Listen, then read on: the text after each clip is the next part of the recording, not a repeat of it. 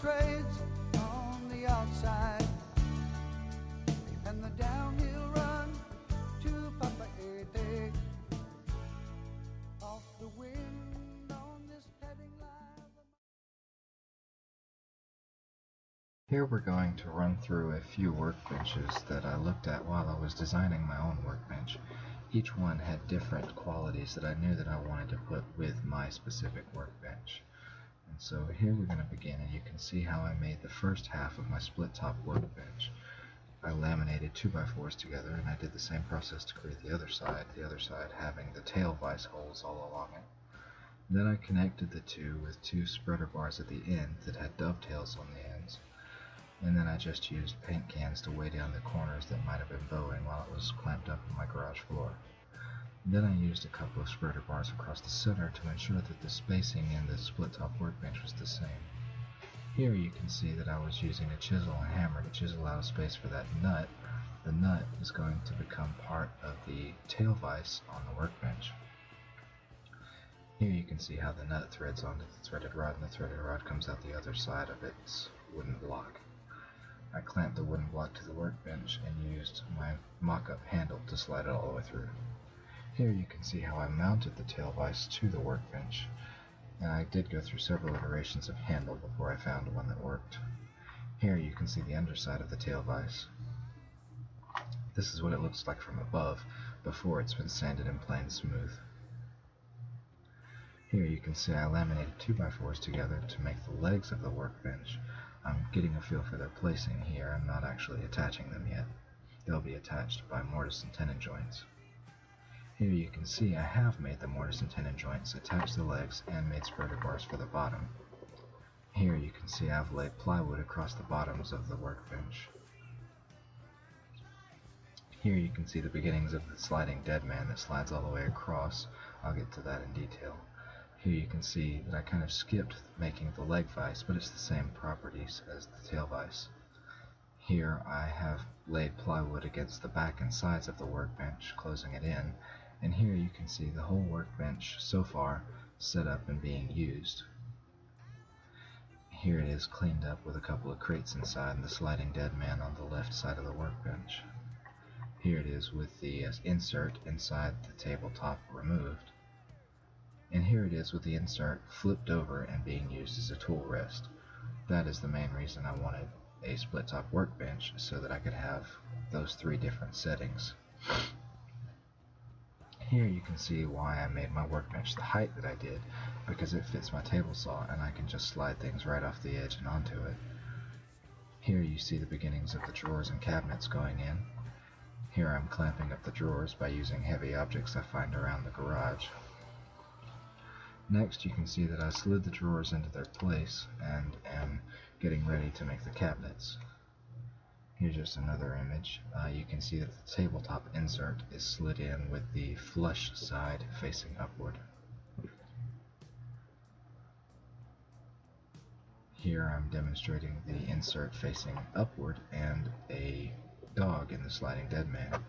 Here I'm making the cabinet doors. I've clamped them up with a piece of 550 cord, and here you can see that the doors are just kind of sitting in place where they will eventually go. Here you might notice there are a few pedals sticking out from under the workbench, and this is what those pedals are. I wanted the workbench to be mobile, and so on either end I ran a peg or a pin all the way through the legs and made it so that I could raise the workbench up on casters or drop it down on all 6 of its legs. That makes for a very sturdy work surface.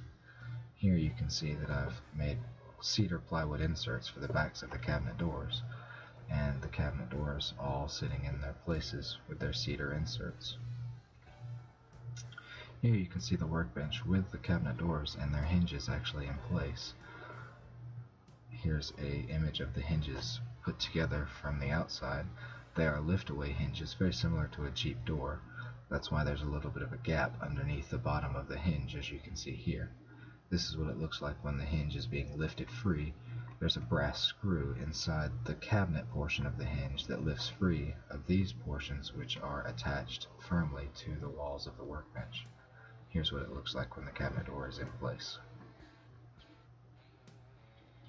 This is the workbench with all of my tools and whatnot shoved inside. I did have to take those back out. Here I'm making a piece of crown molding. I haven't made an entire long bar, and as you can see here, I just sliced it up into pieces that fit between the dog holes for the tail vise. Here I've removed the crown molding and placed the bench on its back to begin staining. And here you can see I've stained pretty much the whole top of the workbench and face. I taped off the sliding tail vise, and here you'll see where I taped off the handle for the tail vise to avoid getting any stain on the parts that I want to remain white. Here you can see the workbench stain completed. I left the cabinet faces and the vise moving pieces all natural wood color. Here you can see the drawer faces and the crown molding all also remaining wood color.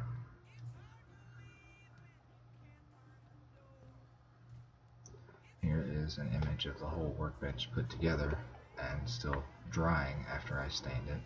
I left the pedals wood color as well, just natural wood color.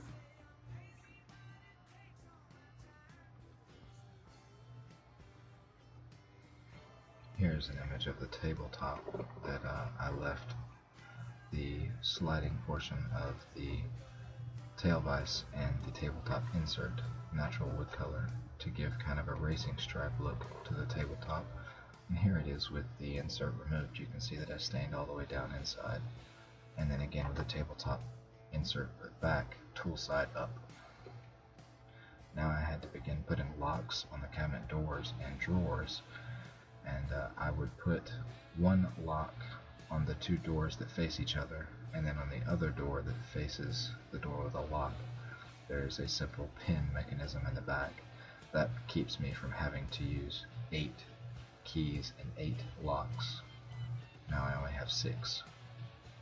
Here you can see the key mechanism for the drawers just goes straight into the side of the rail that they stand next to.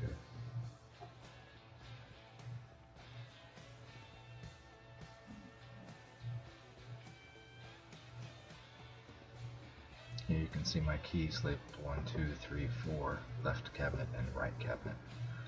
One of the last portions of constructions I did was to add a power strip into the back of the workbench so that I don't have to keep switching power cords from one tool to the next. The last thing that I had to do was to cover the whole workbench in shellac. And here you can see that that gives a very nice sheen to the workbench and makes it look very deep in color.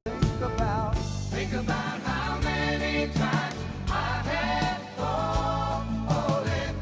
Spirits are using me, larger voices calling. What heaven brought you and me cannot be forgotten. I have been around the world, looking for that woman girl who knows love can endure. And you know it will.